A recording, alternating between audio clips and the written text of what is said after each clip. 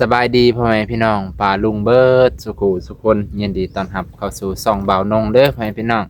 มื้อนี้เบานงก็เลยมาหาน้องลอยตอนเช้าเมื่อวานนี้เบานงบ่ได้มาฝนตกแฮงเบานงกะช่วงเช้าเบานงไปใส่บาตรตักบาตรหยาดน้ำอยู่พูนอยู่บ้านอีกบ้านหนึงแล้วบัดนี้ก็ไปธุระพอดีกลับมาก็เห็นรถเพิ่นสวนมาพ่อแม่พี่น้องรถตู้กับรถบ่าวลาวเนาะก็เลยยกมือไหวใส่เพิ่นอยู่ ว่านี่เสียดายบ่ได้มาพี่น้องเนาะบ่ได้มาเห็นพ่อจรูน แต่ว่าอยู่ในคลิปนั้นบ่แม่นพ่อจรูนพี่น้องเป็นแม่เพิ่นแม่มาจากประเทศสหรัฐ USA พี่น้องเป็นอากาศทักทายสบายดีเด้อแม่บ่ได้มาพบมาพ่อเบาน้องก็ขอโทษขออภัยหลายๆเนาะเป็นจะได้กะโอกาสหน้าฟ้าใหม่จังว่ากันใหม่เนาะแต่ว่าบุญบ่ฮอดเบาน้องก็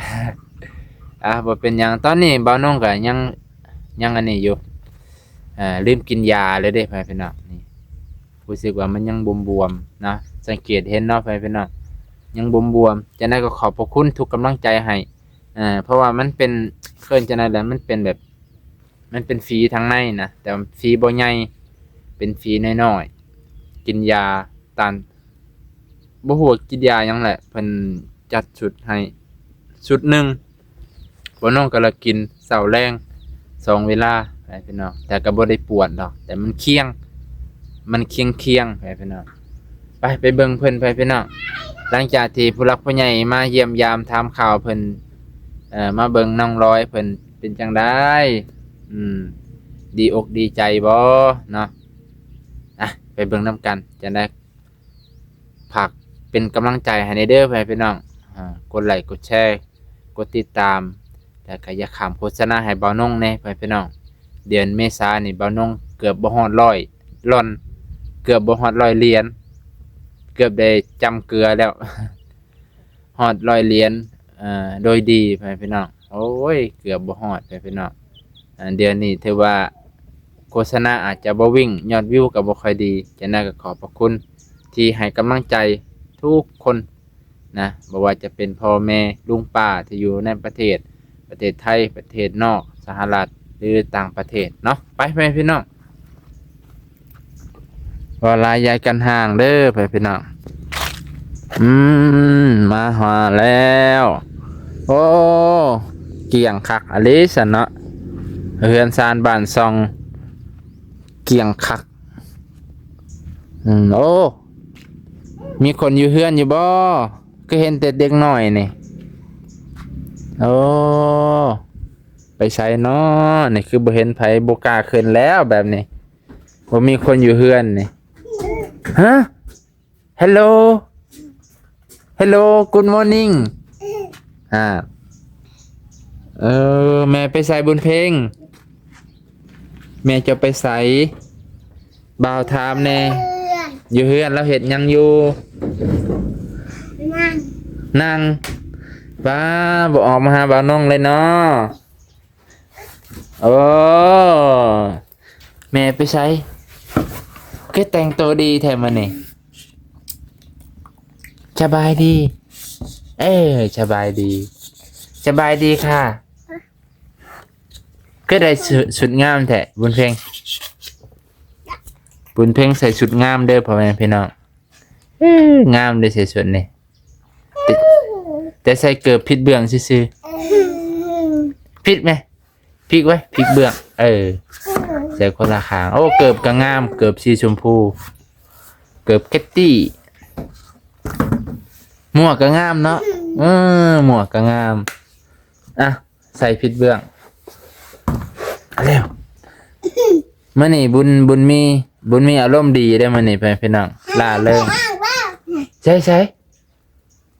เบิ่งแน่เห็นว่าก็ได้เนาะบุญเพ่งเนาะเบิ่งพี่น้องเปิดตัวมายางมาซ่าๆยางมาแถแดงแทงเย้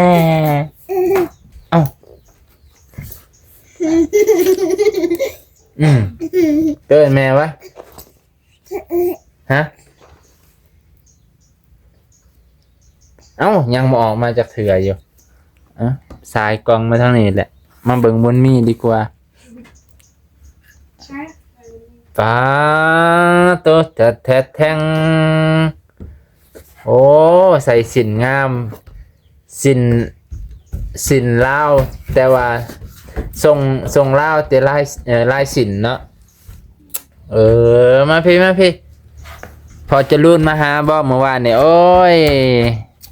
ฮะมาหายบ่โอ้สบายดีจ้าพ่อแม่พี่น้องน้องร้อยเป็นวานอะไรกันมาพอจะรุ่นบ่มาหาวันนี่แม่ฮะแม่ชมพู่เอ้ยคือดีแท้เพิ่นมาจากประเทศใดนั่นประเทศลาวบ่ปังโอ้เพิ่นได้สินงามเลยนะสินเพิ่นให้บ่นี่อันนี้ขาสิขาใคร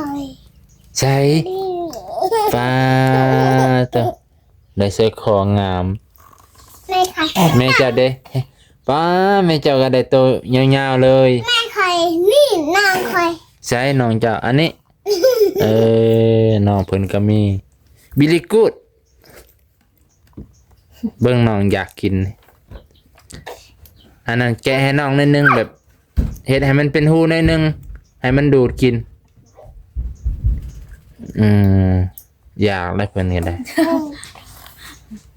อยากบ่คันอยากให้ค่อยแกะเอามาใส่มือค่อยโอ้แสดงว่าบ่อยากมื้อนี้บุญมีอารมณ์ดีเนาะพอเราไปใส่ไปกินหนอนดองไผดองหนอนดองชิคุแม่นนะคืนนี้สิค่อยก็ไปอยู่ตัวน้องลอยแต่งตัวสวยมานี่พี่น้องสวยงามเด้อมานี่เด้อคือแต่งตัวงามแท้มานี่จะว่า5 คนป้าตัวเฮ็ดอะไรชาได้นับเบิ่งมีจักอันนับเบิ่งนับให้เบิ่งแน่นับแน่มีจักอันนับบ่เป็นว่าแม่ใคร2 อัน1นี่นับ2นี่3น้องขอ2 อันขอ4 อันเนาะนับฮอด4เลยตาสันมันมีจักอันมันมีทั้งเบิดจักอันเห็นนี่นับเบิ่งนี่กินได้ขอป้าสิบ่เป็นวัดบ่กินเบิดอันนี้ฮะเพิ่นมาหลายบ่วานนี่หลายป้าเขาให้เครื่องให้เงินนำโอ้ยเสียดายบ่นงบ่ได้มาเนาะเพิ่นมาตอนใดน่ะมาตอนฝนตกเลยบ่ดีแล้วเพิ่นมาหามาเยี่ยมมายามเห็นยาวเห็นค่อยตอนไหนฮะเห็นไสค่อยบ่ได้ไปไสบ้านนี่จะเห็นค่อยอยู่ไสค่อยเห็นที่ดึกแต่เช้านะค่อยไปไสเนาะค่อยไปใส่บาตรแม่น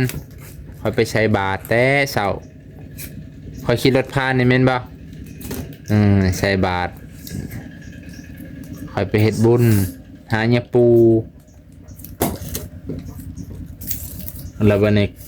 ไปเวียกกลับมาเปิดพ้นตกเห็นไอ้ลาวเพิ่นขี่รถผ่านเพิ่นบีบแกใส่แป้งเห็นรถตูบนำทางเพิ่นคือสิแม่นแล้วซั่น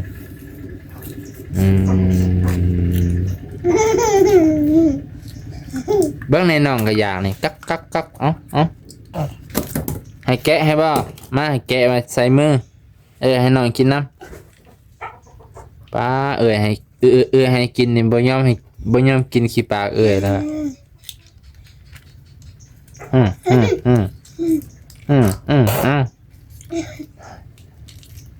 อยากกินคือหมูแล้วจะกินบ่ได้พ่อแม่พี่น้อง อันตะแสงเด็ดเลือดเลยวะไอ้ตุ่ล่าไอ้กระดึงอุ้ยกระดึงอันเองเกาเว้ย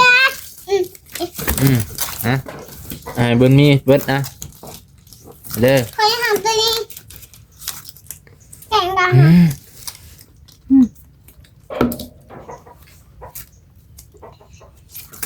เบิ่งก็ละไม่จ่าซื้อเรือ เป็นหวัดเด้อ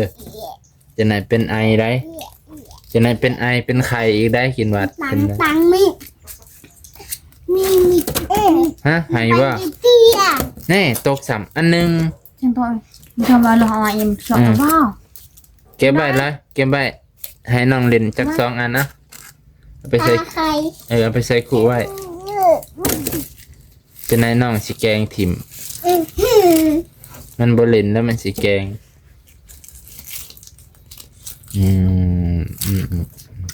มีหอดผักบ่ได้ในคอน้องลอยโอ้ เคยมีสองอัน 2 อันพูเออ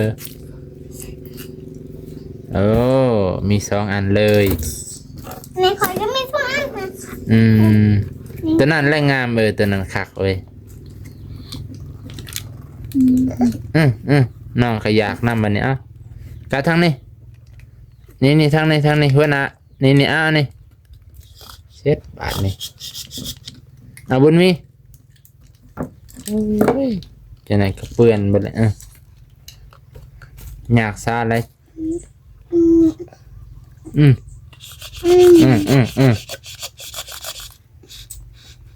บีนี่เดี๋ยวกูกัดแต่น่ะกูว่าปืดเดี๋ยวกูกัดจะต้องแบกเอาจี กินอย่างเมามันเลยนะกินจนเบาปากเบาน้ำเบานงเลย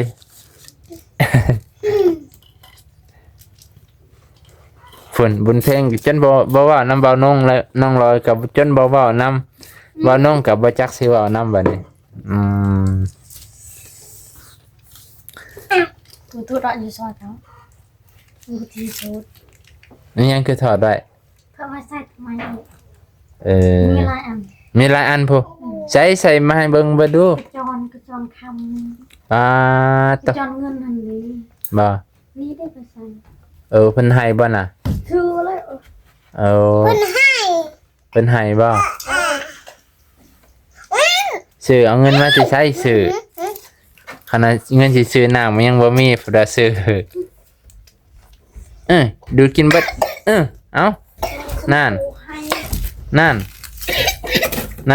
รู้สึกว่าจะตั้งชื่อแบบ ดูดกินตัวนี้นำไหมให้มันเบิดเสียดายเอานี่เบิ่งในหนองก็อยากล่ำนะ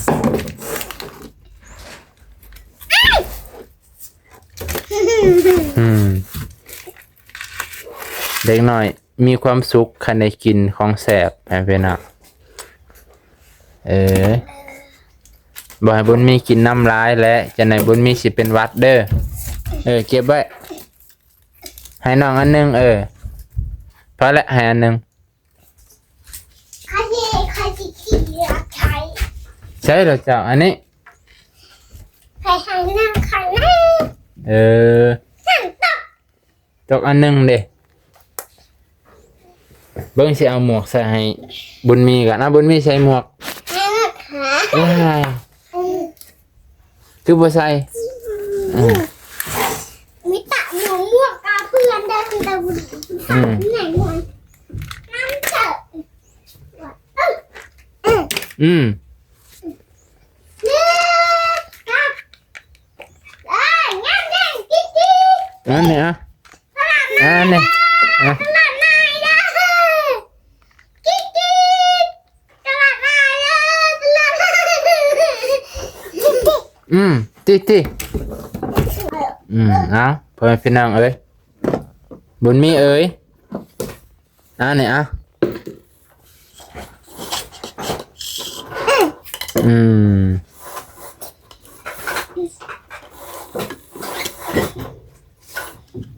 โอเคพ่อแม่พี่น้องวันนี้ก็มา อ่ามาแสดงความยินดีน้ำน้องร้อยนั่นแหละเพิ่นมีผู้หลักผู้ใหญ่มาเยี่ยมยามถามข่าวว่านี่ปานุ่งก็ได้บ่ได้ เที่ยงข้าง บ่ได้มาซ้ำมีหยังให้เบิ่งนั่นมีแนวเซอร์ไพรส์ได้อหั่นเพิ่นพี่น้องเพิ่นมีต่างคำบ่ปลักแขนปลักหูนี่เออ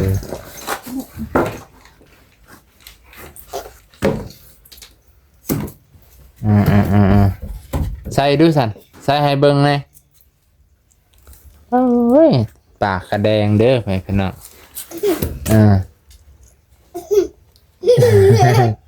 เบิ่งแม่จะนั่นปากแดงปังอยู่คือกับอันสุดบุญเพ่งเลย บุญเพ่งใส่สุดนี่งามเนาะมันค่อยใส่ชุดตัวนั้นที่งาม อ๋อสุดจะได้ใส่ให้เบิ่งแน่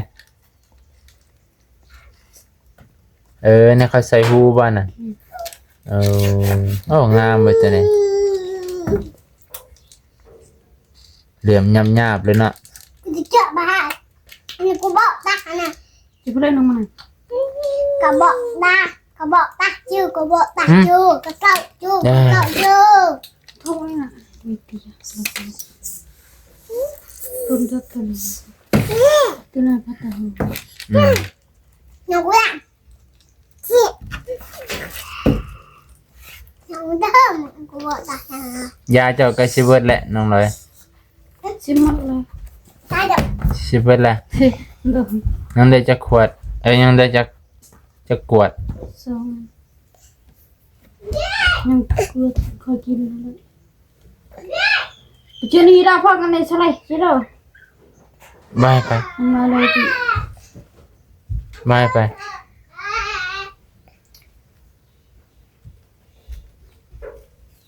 เจือไอ้ อย่าละเช่นฮะมันอะไรไม่อะไรไม่ โอ้สุดงามเว้ยเอ้าเนื้อเปลี่ยนสุดใหม่ นี่แม่ก่อน ว้าเต้ามีเครื่อง นี่แม่ก่อน ใช้โอ้นี่แม่คอย ป้าเต้าสลิปสติ๊ก นี่แม่คอย ใช้ยังอันน่ะ สติ๊ก นี่นางคอย ยาบ้อนนั่นบนมีปะ นี่เรียนไทย ในท่านา เลย อ มาอีกนี่ เดี๋ยวพอไปเอาเตรียมตามไปปิดไว้มันมีตาเทียม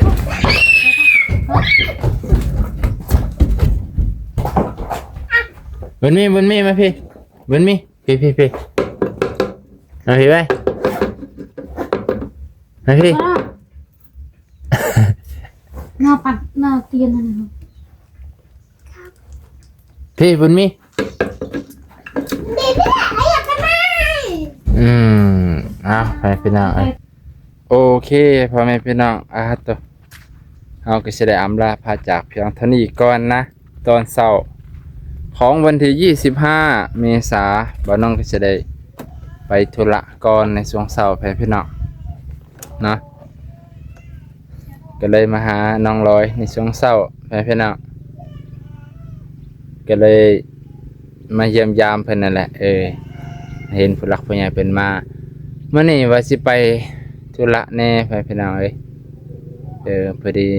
ติดต่อเกี่ยวกับบาดาลบ่น้องก็สิไปถามเกี่ยวกับบาดาลของวัดให้เพิ่นไปเจาะให้นะเพื่อมีผู้หลักผู้ใหญ่เพิ่นอยากร่วมทำบุญเจาะบาดาลวัดสิทำราคาให้เพิ่นเบิ่ง